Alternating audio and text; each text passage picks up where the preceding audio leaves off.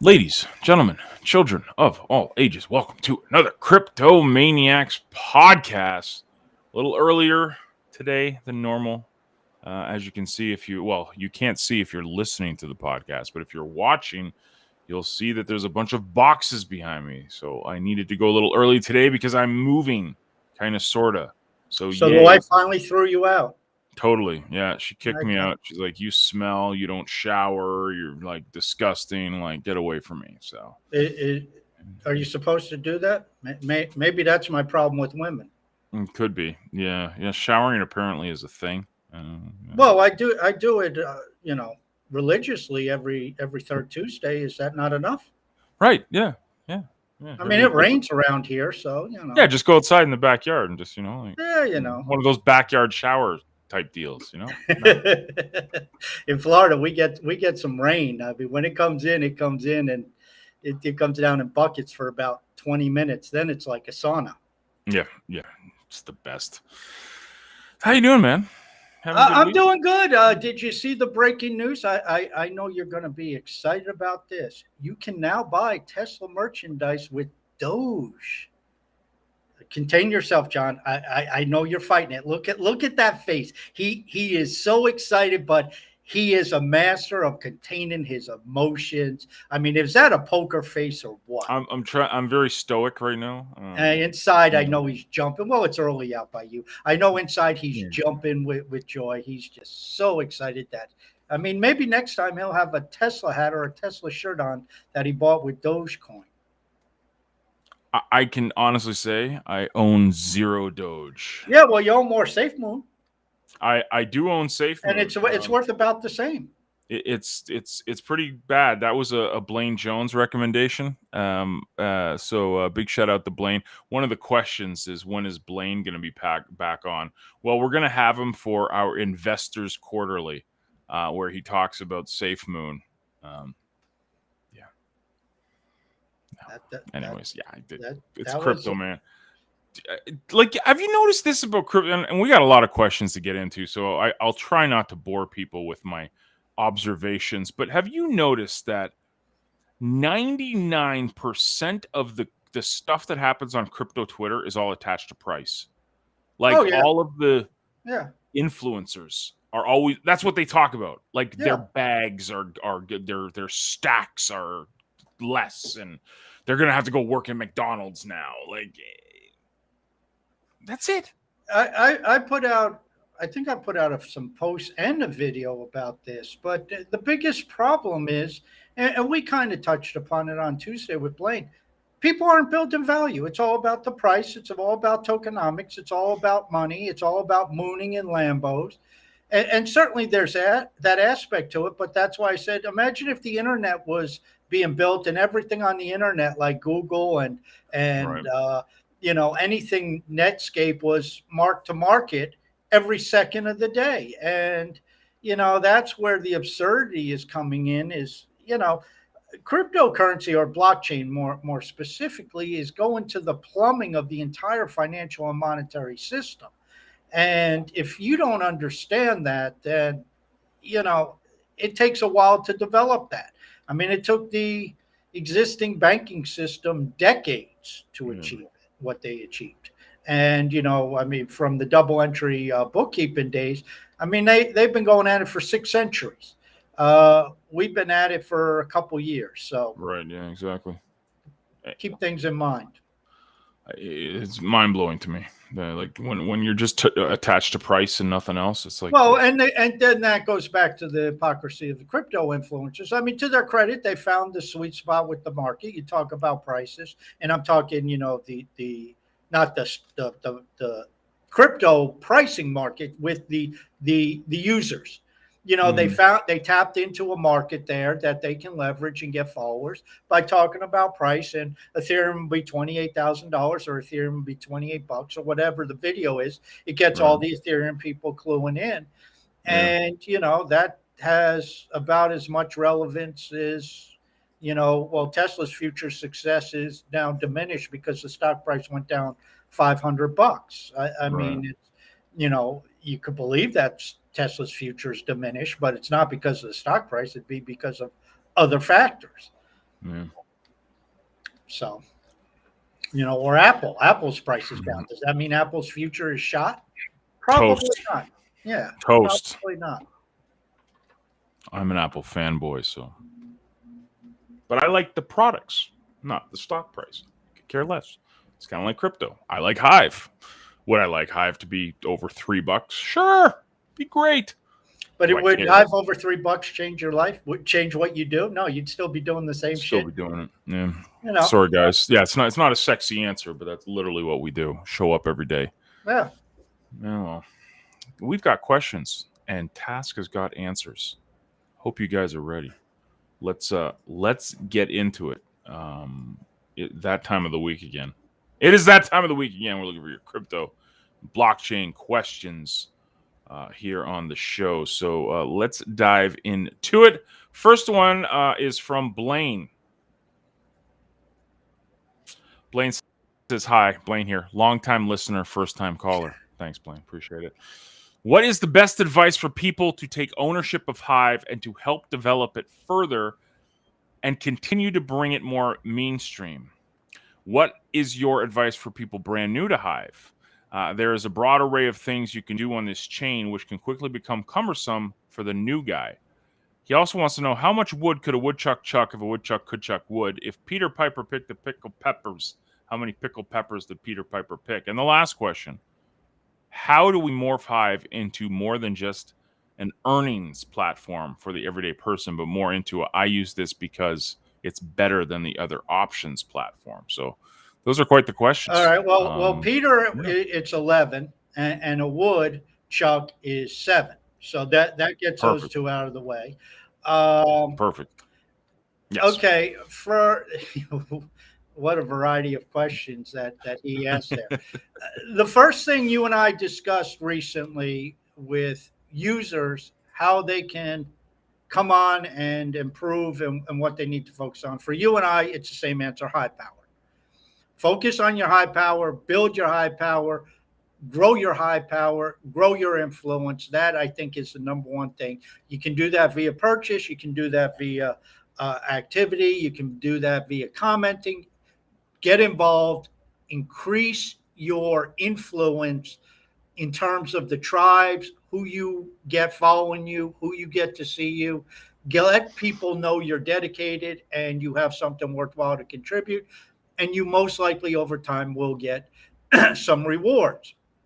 Build the high power, that builds your influence. It helps to distribute the token. It does a variety of different things. From a developer standpoint, I think it's kind of hard to answer because we're an organic, complex system. And what that means is everything's going in 18,000 different directions, which is fine because at the end, that's what fills in the forest. So, for example, you guys had a wonderful announcement last night going into this morning. I read it this morning where you talk about high pay being used for pizza subscriptions and it's integrated into, or excuse me, HBD used for pizza subscriptions and it's integrated into high pay. That is a major push. Or what I think should be a major push for developers is to really take a look at the HBD use case integration, using that as your payment mechanism or at least a payment mechanism, and that can really help. In terms of what we need to do for the entire ecosystem, we in some ways we're still looking for that breakthrough app, that killer dApp. And I think there's about 4 or 5 or 6 things that are in the running. And maybe it just won't be one that breaks through. But we've talked about Project Blank. We've talked about what the Speak Network's doing. We've talked about the potential of listeners. Blaine laid a bombshell of the new app that you guys are working on, very resemblant of Stumble Upon. Then you have CyberX. You have, of course, everything Splinterlands is doing. So you got HBD. And then, of course, what I wrote this morning about is with block trades, it goes back a little ways, but with his idea of adjusting the irreversible block time where, right now it's 45 seconds, and with what he's proposing to implement is going to take it down to under a second. That means you have settlements on Hive basically that are 4 seconds. So that turns HBD and Hive, the tokens, that turns the settlement into almost the same as cash, because the Hive transaction will settle in the same time as it takes me to pull out my wallet and take a $10 bill and pay you across the counter. And probably quicker. You're right. And that's an amazing thing when you think about it. And that's why I said, this is going to the plumbing of the entire monetary and financial system when you start to delve into that realm. So, while we all would like to say, oh, well, what are 3 things that we can do to make Hive a top 10 token or make everybody impressed with Hive? I think it's more taking the approach. Listen, it took decades for the monetary system to evolve into what it did over what it was previously. It's going to take a while for this. And the longer Hive keeps going and chugging along, the more that we keep putting out there, the more we keep expanding and updating all these different applications, adding applications, more base layer coding, more users, more distribution of the Hive token of HBD, more people powering up HP. All of that's going to have an effect. And I think organically, to get to the last point, I think it moves then away from just a reward blockchain. I mean, just look at what Brian of London, who will be on here in a couple of weeks, is doing. That has nothing to do with rewards, what he's building.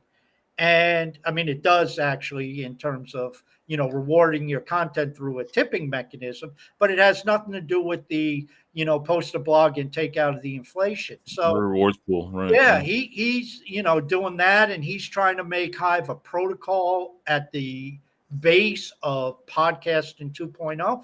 I mean, that's some powerful stuff. So I think we're on the right track. It's just a matter of none of this stuff happens overnight. And, Blaine would be the first to tell you that because he's the one who does the coding. And granted, he doesn't have the luxury of doing it full time. But even if he did, there's only so much you can pound out in a certain amount of time. And unfortunately, with coding and development, it takes a while. It's not a quick process. And, when it is quickly done, that's when the real fun starts, because then it's debugging, and that could take it as long or longer than, what you initially started with. So I think we're on the right path. And, I'm very happy with where Hive's going because, in all honesty, of guys like you and Blaine, and you guys have the long-term vision. You guys are entrepreneurs. You guys are building different aspects of your platform that's tied to Hive, that's improving Hive, but you're doing that by focusing on improving what you are offering to your users and the user experience and opportunities they have, which that reflects upon Hive and feeds into Hive.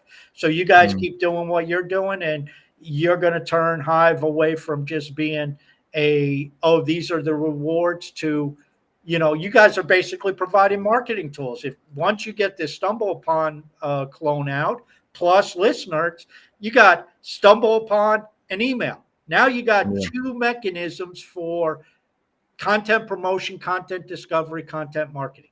That's awesome. And it's right here tied to Hive. Yep. Great stuff. Brilliant stuff. Hope that helps, Blaine. And the answers for your second questions there were 11 and 7, not 7 and 11. Do you disagree with 11 and 7, or do you have 11 and 7 is perfect. Math?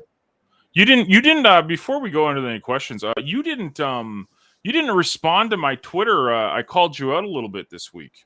I haven't been on Twitter much this week. Well, I was at the bookstore and I saw this book and I had to laugh, and I was like, this is going to get me into, the same levels as Task, at least. It's brand new. It's called Navigating the Metaverse, a guide to limitless possibilities in a Web 3.0 world.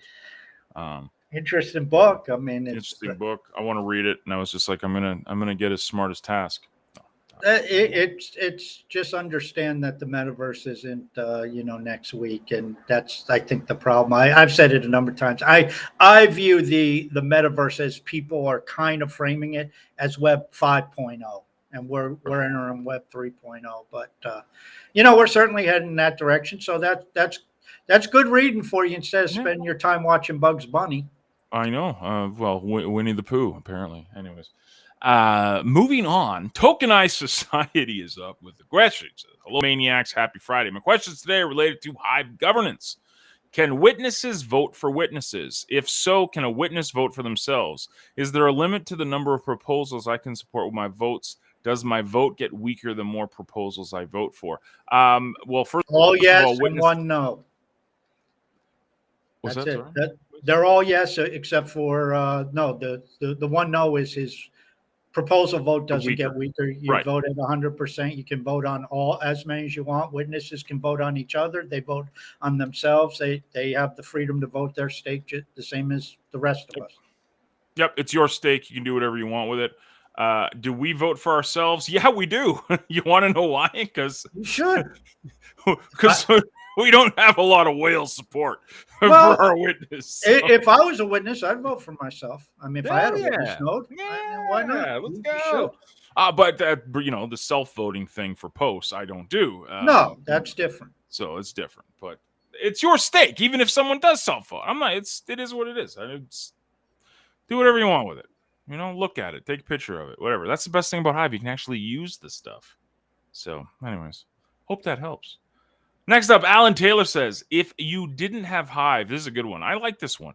Which crypto monetized social media platform would you be on? Well, I mean, personally, I'm on two, I guess, and Noise Cash. Both of them are pretty lousy. Is Noise Cash monetized anymore? You said they stopped. Yeah, dude, I don't even know. I mean, I listen, this is what kills me. Noise Cash is such a great platform. It's got all the potential in the world. They just have basically lost interest in it. That's what I can tell. They didn't really want to deal with the spam and all that, so they kind of just don't really do anything. They don't really develop it. Read Cash, I think, is more of their focus for the BCH stuff. But what's Read Cash? I don't even know what. Read Cash is their long form. So Noise Cash is Twitter. Read Cash is like their medium. Gotcha. Basically. Now let me ask you a question. Do you think, and I tend to think this is the case, but I want to see if you agree with it. The advantage that Project Blank will have, the advantage that Hive has, the advantage that CTP Talk has, all of that pays or rewards out of the inflation. Right. Noise Cash was established to be a use case, if you will, for BCH. Right. And people, the whales, were funding that. Right. Which that leads me to the question of unsustainability and the fact that, if Noise Cash got pretty popular, but I can imagine the rewards each day of giving whatever they gave, that ended up being a pretty penny. And after about six months of that, some people are saying, why are we giving away all this money? Yeah. Oh, it's not really helping our token price. It was thousands of dollars a day they were giving out in BCH. And I always said, and a lot of people on Noise Cash said, well, make it sustainable. Start putting ads out there. Help pay for some of this stuff. Like, do something. And they're always raving about how BCH can be the DeFi platform and all this. It's like, okay, well, why don't you put in some mechanisms where you're not paying out of pocket for this? It fell on deaf ears. And I think Read Cash is more of their focus. And Torum is another frustrating experience. I love their front end. I've always said that the Torum front end on a Hive on the Hive blockchain would be unstoppable. The gamification that Torum has gets people engaged, gets them earning a little bit of tokens. I made a post like a year and a half ago where I said, a developer could make this and just turn it into the greatest onboarding front end you could possibly imagine for this blockchain. Torum's price of the token, when it doesn't have anything else, has gone to the pooper. Like really bad. It used to be around like 25 cents or 50 cents or something like that each. I think it went up to like $1 or something each at its peak. It's nothing now. And it's apparently there's rumblings that and this is the problem when you have VC and funded it's ownership of it, and they're the ones that control the distribution of stuff. And this is why Hive is such a better and I'm not going to sit here and say Hive is perfect, this, that, and a third, but the reward mechanism, the second layer options for that inflation as well, just makes it a superior experience for the sustainability of the token, for the use case for the token. If you have me and Tass telling everyone this is the amount of Hive you get and that's it, and we're the ones distributing it, that's setting up for failure. So yeah, I don't know. Yeah. AB says I was speaking to a Bitcoin maxi today, and they say it's all about the token. What do you guys think? What do you mean by all about the token? Like the token on the platform, or is that what you're referring to? Because like for me, if you look at them all, BCH is probably the one that most people would want because it's got the highest value on Coin Market Cap and CoinGecko. I guess again, this is why I'm not attached to price. Yeah, people invest only for the token. Yeah, that's the thing. People, that's it. They look at price. I would disagree with that with the VC though. VCs don't invest for the token. VCs are investing for the straight ROI because they're putting up cash, funding it most likely through US dollars. And then they're looking at paying out, and even if they get paid out in a token, they're going to dump it and cash out. But yes, I would agree with what he said. Most people only invest for the token price, and that's it. And they don't look at the project. And that's really where I think Hive stands out, is that, you have the DAO that is funding some development, and sure, it funds a lot of stupid shit. But, when you start to look at the money that Brian of London got, that's well worth it. You look at the money Howo's getting, well worth it, because now he's full-time core developer and doing, some pretty outstanding stuff. When you look at Speak being funded, or Speak Network, being funded through the DAO, when you look at some of these other things that are being funded through the DAO, that gives us another layer. And then, of course, HBD Stabilizer is really doing a great job on the internal exchange. So when you start to look at that, and and AB is right, VCs won't invest in Hive because they can be circumvented, and VCs are going to have to understand, and it's going to be a slap in the face, that VC funded applications are not going to have a moat, because people can utilize tokenization and create the same fucking thing. And, of course, there's going to be how intricate is development, but, you give enough developers enough money, they'll recreate a decentralized Facebook for you. I mean, it's nothing that's on Facebook is really that amazing that a team of developers can't say, well, we can't copy the same thing. So when you start to look at it from that perspective, Hive is more organic. Hive is decentralized. And here's the deal with decentralization and centralization. And while John's reading his metaverse book there and going to learn what life is going to be like in 2035 or 2040, I'm reading it's like 1,000-page PDF on distributed systems. And one of the big things with this is you always have the weighing of efficiency versus resiliency. And efficiency, obviously, centralized systems have efficiency, at least in the short term. Resiliency comes from decentralized systems. And that's what Hive is really building, is the resiliency. We're really not at the part of efficiency. VC funded stuff has the efficiency because they're centralized. The problem is in the long term, and we see this with our monetary system, we see this with our government system, we see this with major corporations. Hell, we see this with basically Twitter, Facebook, and companies like that. Ultimately, efficiency goes out the window and becomes inefficient and becomes less efficient than decentralized systems, because decentralized systems innovate from the bottom up.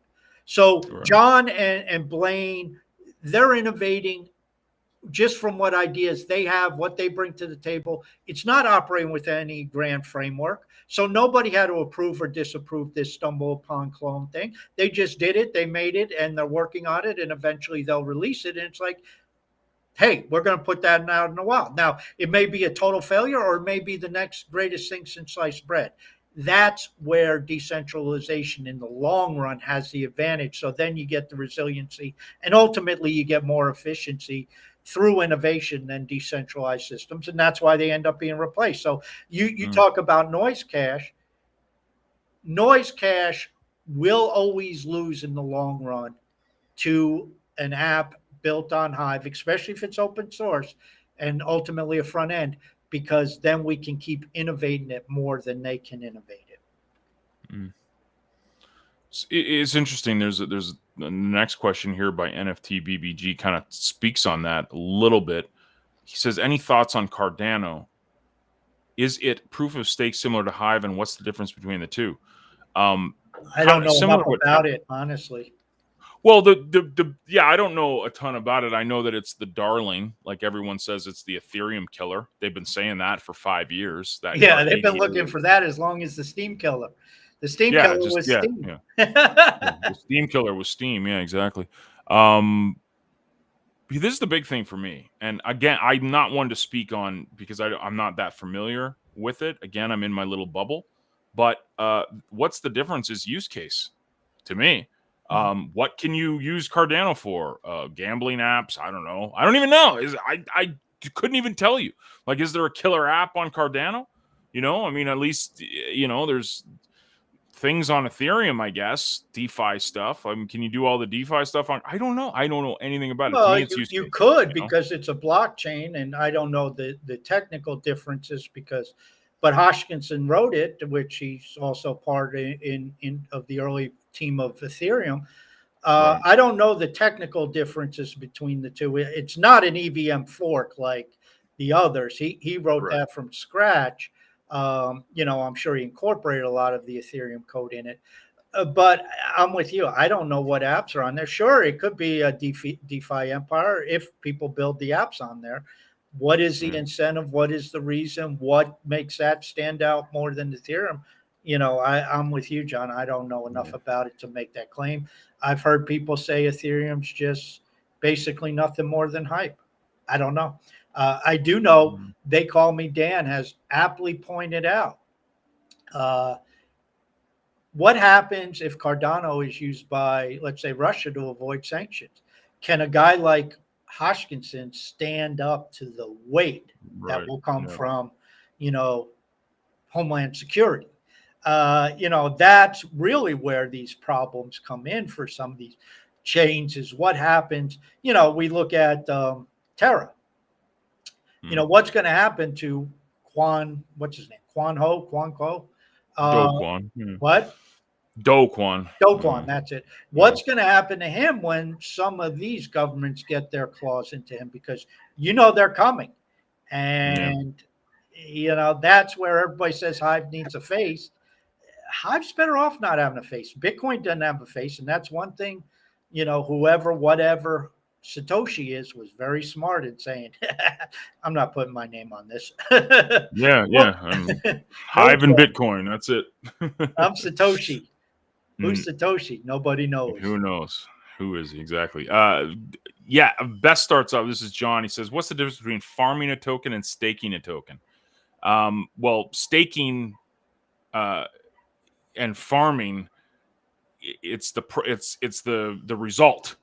You farm a token sometimes from staking the token. Now, it's not always the case, but farming a token, I guess it depends on the approach of what it is. Some of the ones on like Layer 2 and Hive even call themselves the farm token because what you're doing is you stake it to earn more. Would you have a difference between that? How would you? Well, farming is to create an ROI, to get a return. In some way, shape, or form, you get more tokens. Staking could do that. We power up Hive and we get the 3% or whatever we get. But It's not necessarily. And staking gives you often other attributes such as governance. So, for Yes. example, with Leo Finance, um, by staking the token, by making it Leo power, you don't get paid anything for that. Now you do Right. get increased voting power. You can take action and curate and earn yourself more rewards by staking Polycub. Uh, you theoretically don't get paid directly Polycub based upon a simple ROI. What you do get based upon is you know what penalties and other things like that. So that's really not a farming because nobody knows over the next week what the APR is going to be, how many people are going to claim and take penalties and things of that nature. So there's typically different criteria that when you stake a token, uh, you can get from it. But typically, to farm, you have to stake. But is putting tokens in a liquidity pool staking? I wouldn't call that staking. I would call that you're just putting tokens in a liquidity pool, investing in a Right. liquidity pool, and you're farming that liquidity pool. You're getting an ROI. Whereas staking, you're taking some base layer token and moving it in some way, shape, or form to something else. Oftentimes for a return, but other times they could be for influence, for governance. On Hive, it's applies to governance for witnesses, for distribution of the reward pool, for proposals. So there's other factors tied to it, and for resource credits, for Yep. access. A lot of times you stake a token for access to something. Mm. Yep. There you go. Hope that helps, John. Our Pren is up. So Taskmaster wrote a post on DAOs and how they can change the world, including but not limited to financing movies and fun stuff like cancer research. The one huge issue with the further development of DAOs is that, as I am aware, only the state of Wyoming has the legal framework in place to allow DAOs to own assets in the real world. What, if anything, can we on Hive do to speed this up rather important step to compete with corporations proper? Well, I what it does is it doesn't matter, at least in the United States and maybe globally, because as long as there's one, it doesn't matter. Most Mm. corporations in the United States are in two states. They're either in Nevada or Delaware. They're Right. Nevada or Delaware corporations for a variety of reasons. Nevada because um, the agent can be listed as on the documents, and you don't have to put the principals. Uh, I think there's tax incentives and some other things for Delaware. I forget exactly why they are. But you look at most corporations in the United States, they're incorporated in those two states. Or you look globally, a lot of corporations like cruise ships, all cruise ships for some reason are all out of the Bahamas.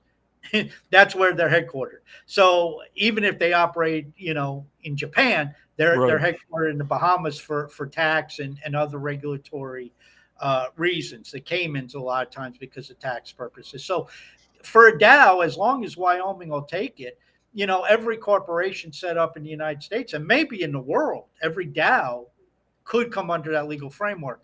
Obviously, setting it up globally, U.S. or Wyoming law isn't going to apply to England. So in Mm. that regard, it doesn't do you very much good. You'd have to be in the Wyoming court system for any agreements and any conflicts.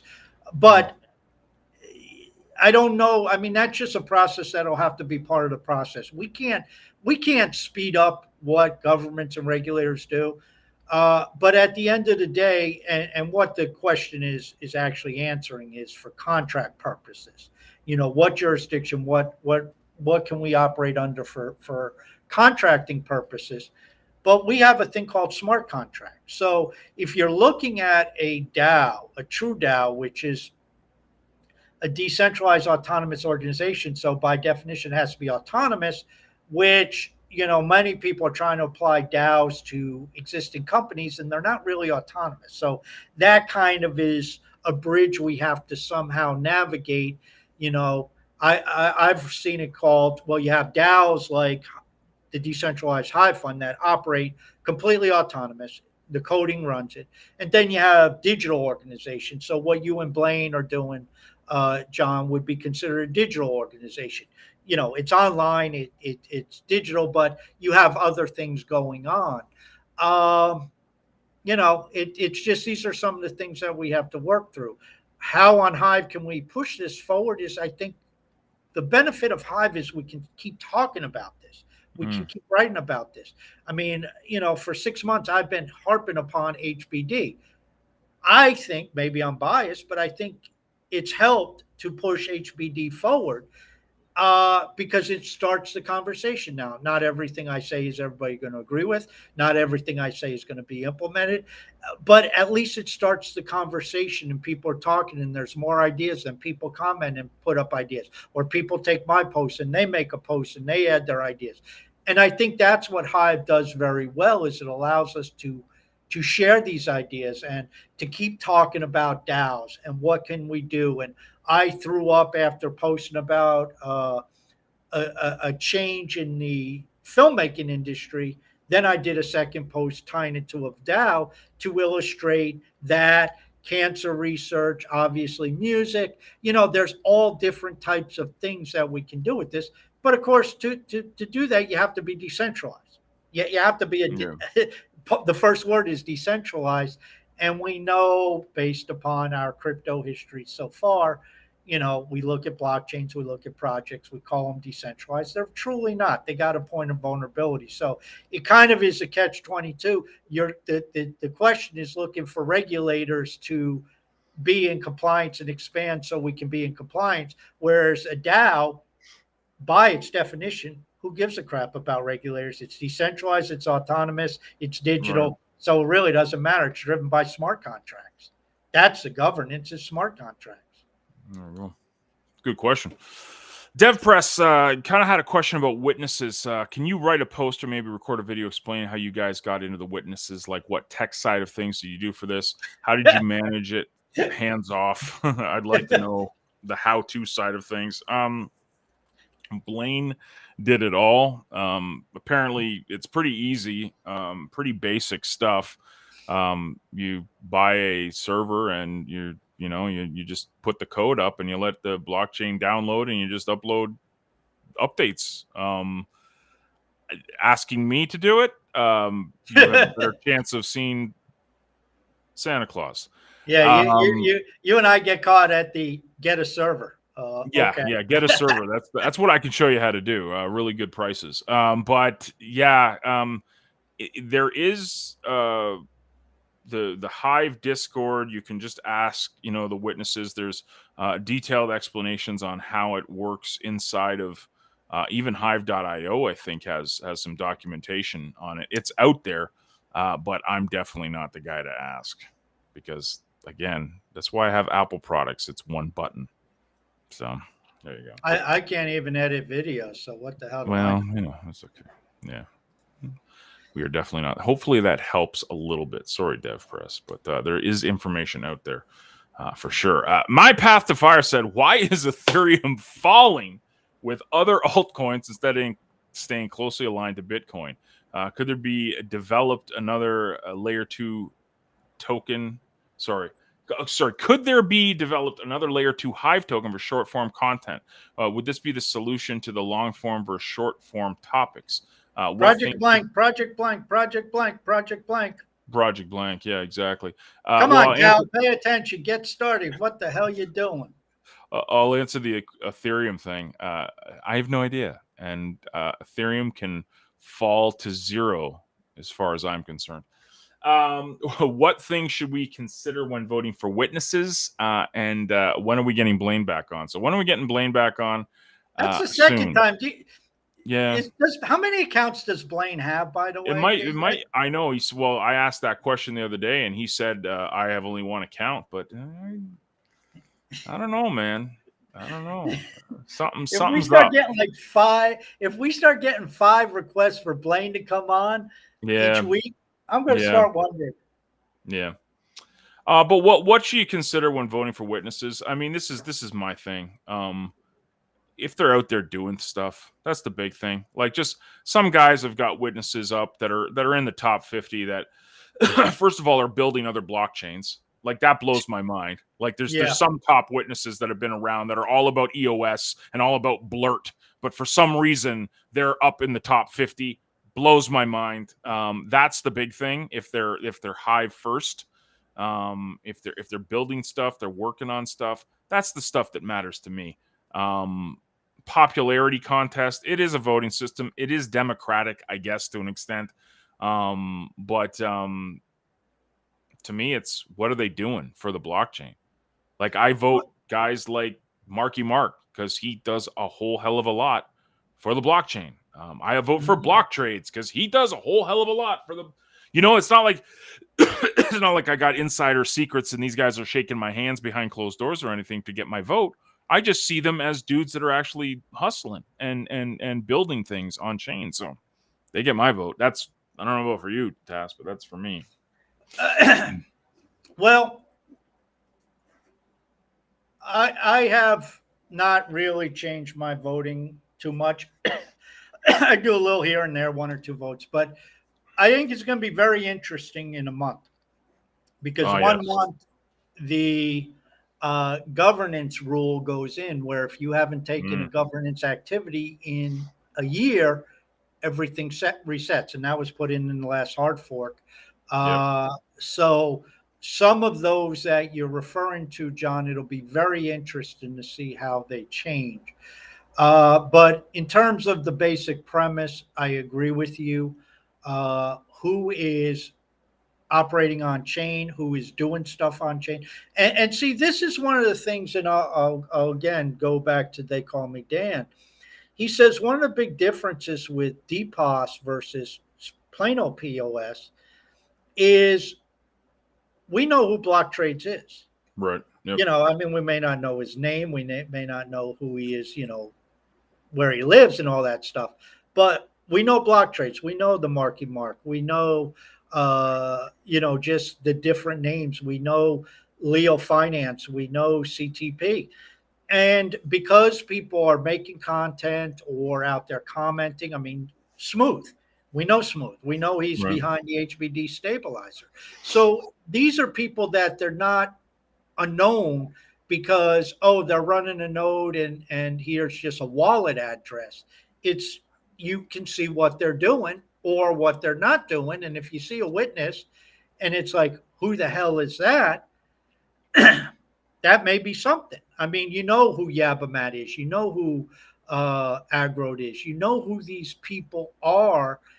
And, that doesn't mean necessarily you're going to vote for them because maybe that leads you not to vote for them. But the point being is they have on-chain activity, so you can use that barometer. Are they dedicated to Hive?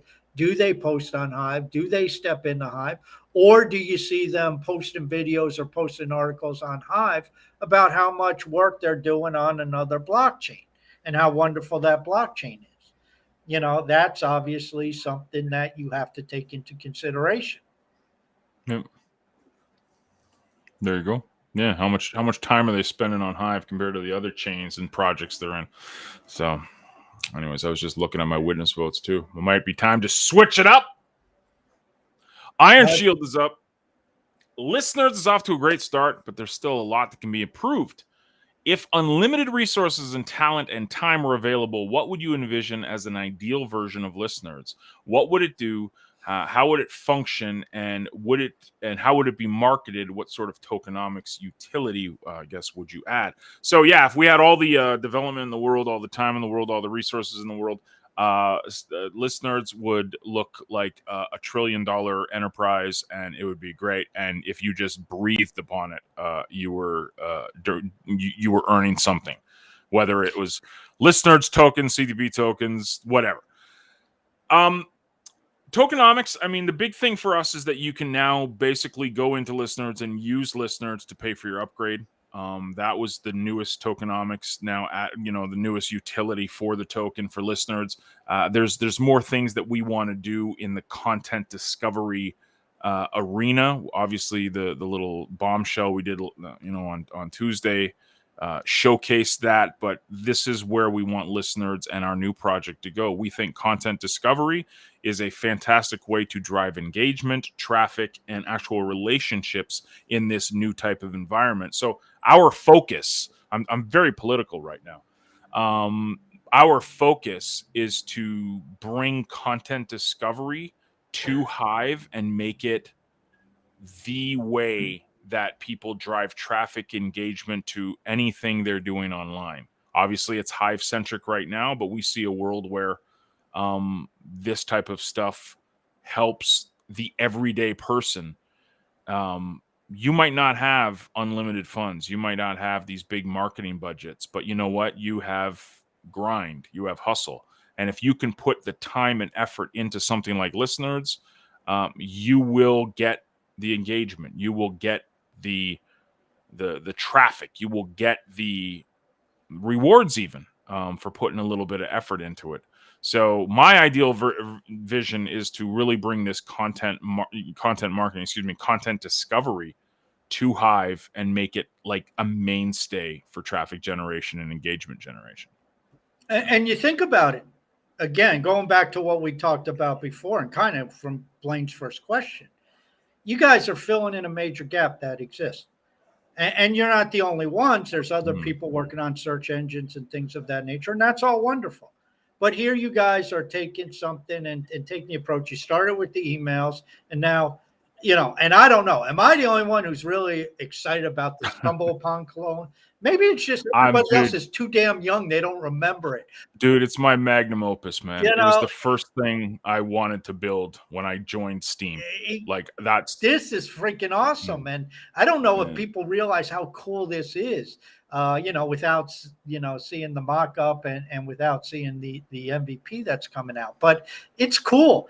And so I think that's really where you guys get those two going in, next 2-3 months, whatever time frame it takes.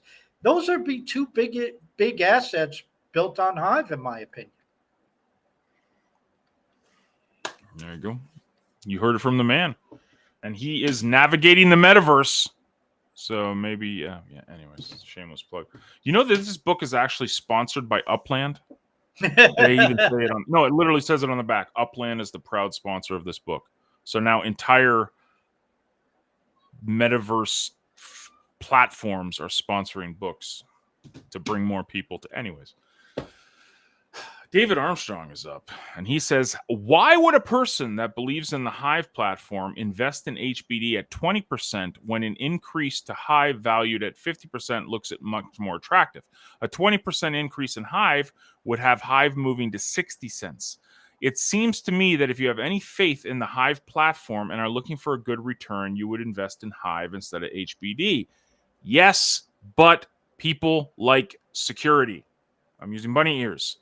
Why is this whole Terra Luna stuff, people losing their freaking mind? Because it's a stable coin. Stable coin is supposed to be the trust in crypto. It's always pegged to $1. Always, always, always.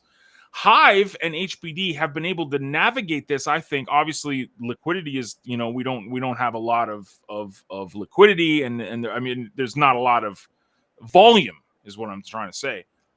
But we've been a stable-ish coin. We can take those swings, but it's still roughly $1, give or take, 90 cents, 95 cents, $1. The HBD is our stable coin. So people will look at something like a stable coin as something that has a little bit of trust to it. They can know that if they put $1 in, it's basically going to be worth $1 in a year from now. Hive has swings, big swings. It can go up, it can go down, it can go sideways, it can do a bunch of other stuff. So yes, Task has talked about this before. What happens if the price of Hive goes to $1.50, right, or even $1? You've doubled your money. That's a lot better than 20%. But what if it goes to 20 cents? You lost half your money. There you go. Yep. Why is the bond market the biggest market out there? Why doesn't everybody invest in Apple, Tesla, and Amazon? Because they could go up. Tesla could go up from $600 or $700 to $1,500, you double your money. You're not going to do that with a 10-year savings bond or a treasury bond. So why the hell do people invest in it? Why is it the biggest market? $120 trillion in bonds? Because people like fixed income, because people like yield. Most investors are not gamblers.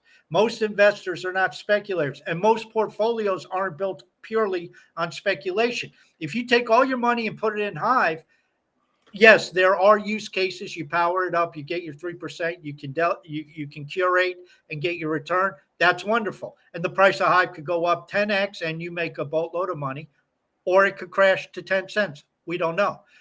Whereas you get into the fixed income market, people who have big money who say, I got $10 million. I don't want my $10 million going to $500,000. I'll be perfectly happy taking $10 million, getting 3% every year. Right. That's the difference, because at 3%, what's that, $300,000? Most people can live on $300,000. So you have, that's where the return and the APYs and long-term wealth building comes in. And my view is HBD is your baseline. Obviously, you have to get HP. Obviously, we just opened up the show with that should be people's first focus.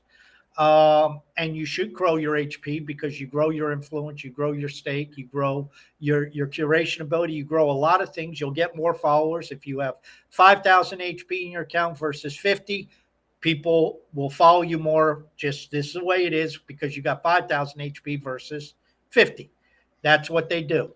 So if you do that and you understand, well, some of my portfolio is going to be in risk, some of my portfolio is going to be in yield, then you can speculate all you want. And people have said, well, why should I wrote an article, everybody says, well, it was the exact opposite. Is everybody going to dump their high power to get the 20% return? And the answer is no, because high power has applications and utility on chain, plus there's the spec aspect, which people still, you and I, John, we have our accounts, and if Hive gets to $4, we apply that calculus and we figure out Hive at $4. Wow, our account's worth 8 times more than it is now. Right. That's a cool thing, but it doesn't mean that every penny we have in our whole life and all of our crypto and all of our fiat and everything is going to be dumped into Hive, because, that's a risk that kind of is foolish. There you go. Great question, David. Appreciate it. Lisa is up. I have already voted for CTP Witness, but at the time I didn't have much worker bee stake. So as I stake more worker bee, will the vote be worth more? Yes. Now, CTP Witness on Hive Engine. So we have 2 witnesses. We have the Hive Engine witness and we got the Hive witness. So when you vote the CTP Witness on Hive, that totally translates from Hive power. So as your Hive power grows, your vote is worth more. On the second layer, on Hive Engine, the worker bee is the governance token. So worker bee is the Hive power, let's say, of Hive Engine. So yes, the more of worker bee that you stake, that your vote will be worth more. So if you have 5 worker bee and you buy another 5, now your vote is worth 10. And it continues to grow like that. Worker bee is definitely one of my sneaky good plays on Hive Engine, and it's why Blaine and I are some of the biggest holders of worker bee, because we obviously have a vested interest in Hive Engine. I didn't vote on your Hive Engine server. Well, dude, you're killing me, man. Like, how can you live with yourself? I mean, hey, we're talking. If you want, I'll vote on it, but I got no worker bee, so I know. So it's I know. Yeah. I got 0 worker bee, so it's like, well, that carries no weight. There you go. And finally, Arcane is up. He said, I think you need to talk about what gets rewarded on listeners again. I read your post today about how many accounts. In the post, you say that the Activate reports is not valuable content. I did not say that. Yet, it is not an uncommon email. Using an email to send someone to a different person's post. Should that be upvoted in listeners? A picture of your kid in a car with a 4-sentence saying you are running errands. I really think people who have to send 2 mails a day are scrambling to find something and anything to send. So let me just address this. I never said it wasn't valuable content. ActiveFit content is very valuable for the ActiveFit app. It keeps you on task. It helps you lose weight. It keeps you active, healthy. Everything is beautiful. The problem is it's normally short form content. The issue is not what is considered valuable and not. It's what fits into the brand of the Hive content. Is it long form content, or is it a picture of your kid in a car with 4 sentences? What is value? Who knows? That's the debate that will rage on Hive until we get a really solid, I don't know, Project Blank out there. That being said, let's keep on this comment here. What you vote is totally up to you on listeners. What you feel should be upvoted is totally up to you. What you feel should be downvoted on listeners is totally up to you. Now, that's the beautiful thing about proof of stake, is that your stake, you get to do with it what you want to do with it. If you want to vote for tasks email, vote for them. If you don't, you can either delete it, so you don't need to vote anything. You don't even have to read it, or you can downvote it. It's totally up to you. What you think is value, what you determine as value, should navigate your decisions on what you upvote. And then as for the people sending 2 emails a day or scrambling to find something to send, that's they don't have to send 2 emails. It just, if their account level allows them to do it, they can. I appreciate people sending other people's content out there on it's content discovery. That's the big when people use Stumble Upon, for example, you weren't using it like you were using it not intrinsic, it was an extrinsic. You wanted to see other people's stuff. You didn't do it to get a benefit to you. So people sending emails of other people's content, that is what content discovery to us is. It's the community sharing good stuff, sharing other people's stuff so that more people can see it, more people can engage with it. But when it comes down to it, you don't have to, if you have the enterprise upgrade, you don't have to send 2 emails. Your account allows you to do that. And people will send other stuff because they have a bigger chance of getting verified. And if they get verified, they get more listeners, and everyone lives happily ever after. So I don't know. What determines your votes on listener task? Well, it's changing the more I listen to Blaine. So, I've been using the downvote button more, primarily relegated to just the same repetitive, scheduled, go to my, Offer. build your down list page, or, the same, make $89,492 in 22.3 days. Right. I haven't really downvoted people's emails that are linked to Hive content, but there's a lot of stuff I haven't upvoted for that, because it's the same stuff over and over and over again. Another thing I won't upvote is listeners' promotion. Yeah, I mean, inside of listeners. Yeah. So, and I understand people are trying to build their downline, but to me, you should be doing that outside of listeners, bringing them into listeners, not within listeners. I will always upvote somebody who sends out somebody else's stuff. So anybody who puts out somebody else's, and a lot of times you can't tell, but you can't tell because they may be the same, a different username, but Right. usually after a while you see the same people and you can kind of tell. But like if somebody, if John Smith all of a sudden sent out Sally Jane's PT post, I'll upvote that. So like you're saying, if there's content discovery, now I don't penalize when people send their own stuff because I send my own stuff, but I'm only doing it once a week.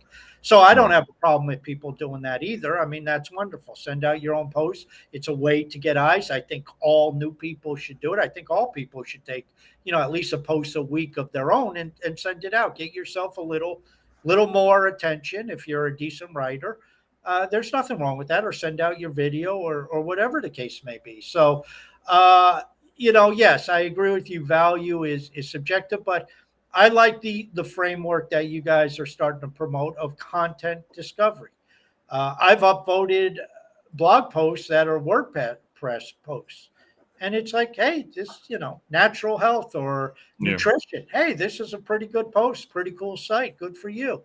Um, so I think that's part of the process is that if people think of listeners as content discovery, whether it's your own and you're a new author, you're a seasoned author, and whether you're promoting your Hive stuff, your WordPress stuff, somebody else's stuff, if you see an article on CNN or, ESPN or CNBC that you want to spread, hey, that's a wonderful thing too. Like you talked about, if we frame it in the stumble upon, and maybe a lot of listeners don't know what stumble upon was, but you were Mm. right. It was like, I have this particular field of interest, like fashion, and it would just over time, the machine learning would get me to the point where I would see mostly fashion type sites.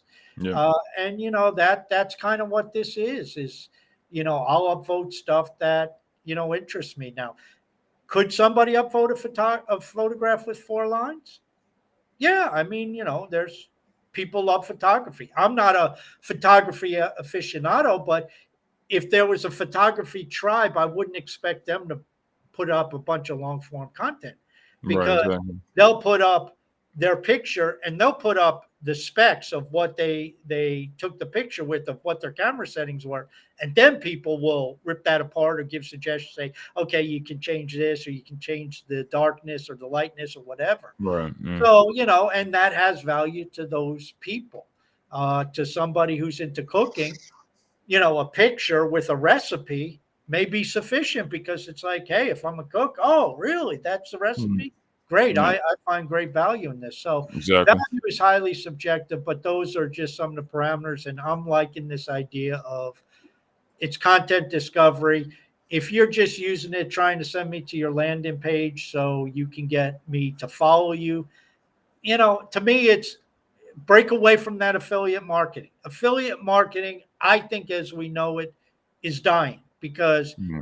it's the process and you get rewarded for the email. You don't need me in your downline to make money. You just need Exactly. to vote in your content. So put up decent content that could interest me or 20 other people, 19 other, because you can vote your own damn email up. That's okay. So put up content that 19 other people will find worthy. And there's your rewards. There's your money making process. And like you said, if you're an enterprise member or an upgraded member, you can do it twice a day. And I have no problem with those people who are sending 2 emails a day. I have no issue with that. Send, if that's part of the curriculum, and they, again, if they're sending good content discovery, I'll look at both the emails. Brady, Mhm. whatever his name, Bradley, he sends a couple emails a day. I have no problem with that because he's putting up a couple pieces of content a day. Jimmy sends a bunch of emails. I Yeah. have no problem with what Jimmy sends. I don't always upvote all his stuff because sometimes I'd prefer to upvote other people. And I know it's not limited, but it is kind of breaking up the reward pool. But when I see that, I'm like, I'm not saying, oh, damn, Jimmy's sending out more emails. No, I have Yeah. no problem with that because it's always interesting stuff. Eco Train. Is it Eco Train? Eco train. Eco Yeah. Alex. Mm. Eco Alex. Ego Alex. Yeah. Again, good stuff, interesting stuff I don't typically read. Pretty cool.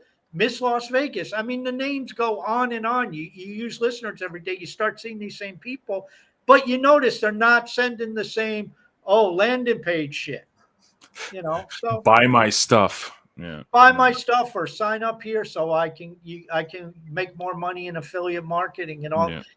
Move past that.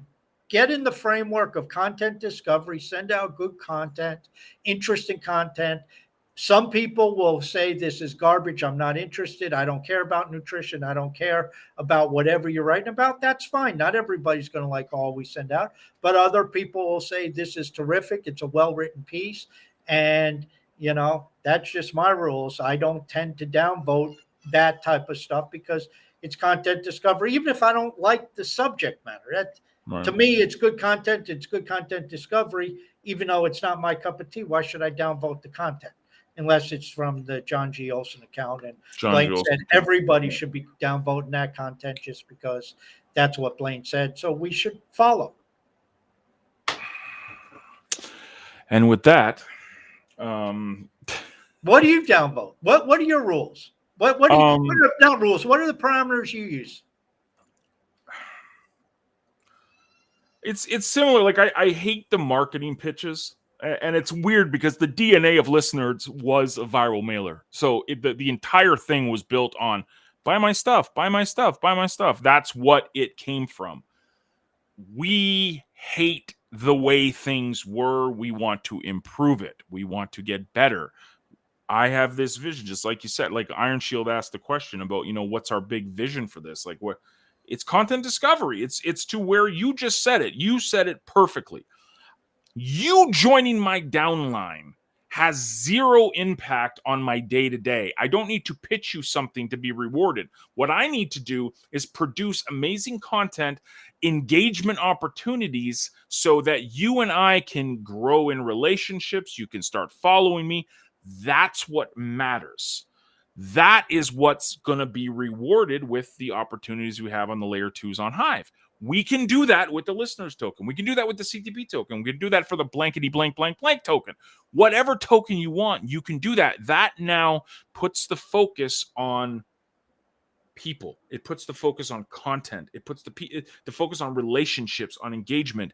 This is what we've been screaming for in affiliate marketing for a decade. And I'm not even exaggerating. For over 10 years, I've been screaming for this. I'm sick of the pitch. I'm sick of being, you gotta join this because it's a great opportunity. You're gonna make $1 million if you join this. No. How about the $1 million opportunity is you and I building a relationship where in 10 years from now, you and I grow together. That's the opportunity, not this get into my downline so I can pitch you. So, long story. You asked, what do I downvote? I downvote the freaking pitches because I hate them and they feel nasty. No. Well, and it's very interesting because you talk about growing and you talk about, Jimmy, who's been with you years, and some other people who've been with you years. And some of these people I know for a fact because they've recently entered it through listeners or through whatever you guys have been doing. But you've been the introduction to cryptocurrency for some of these people who've been dealing with you for years and years on the affiliate marketing side. And look at how that changes things for them just by being introduced to Hive, getting active on Hive. Then you add in the listeners layer, and they have the ability to earn listeners. They have the ability to stake their CTP. And now we have other aspects to stumble upon, and maybe whatever other things you have planned over the next, let's say, 9 to 12 months, that all is going to tie into this, where it's not only do you need your own content discovered, it's the process.